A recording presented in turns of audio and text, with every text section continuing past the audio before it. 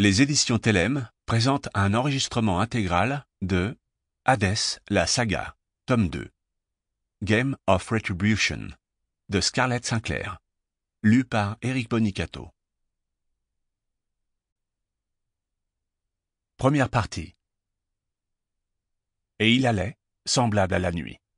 Homère, l'Iliade. Chapitre 1. Un jeu de châtiment. Hadès se manifesta dans l'ombre des tribunes de l'hippodrome hellénique.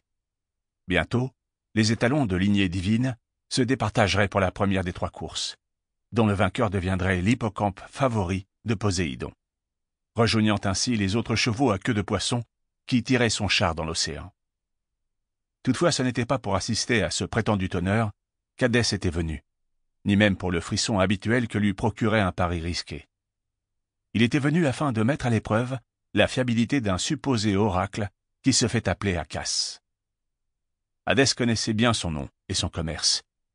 Derrière le garage qui lui servait de couverture, c'était un revendeur de reliques réputé, et Hadès et son équipe l'avaient à l'œil depuis plusieurs mois.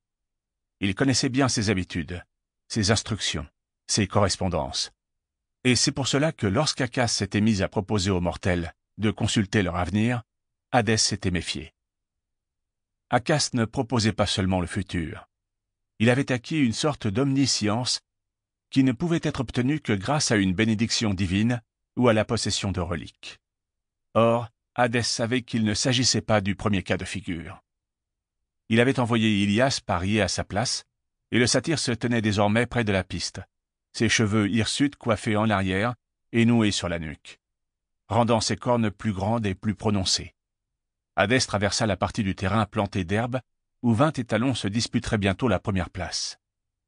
Lorsqu'ils le virent approcher, les mortels s'écartèrent pour le laisser passer. Leur peur ne les empêchait pas de le dévisager, intrigués.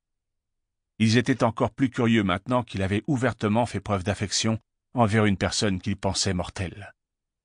Son affection s'adressait à Perséphone, qui n'était pas mortelle, mais insistait pour faire semblant de l'être, ce qui l'inquiétait plus qu'il ne voulait l'admettre.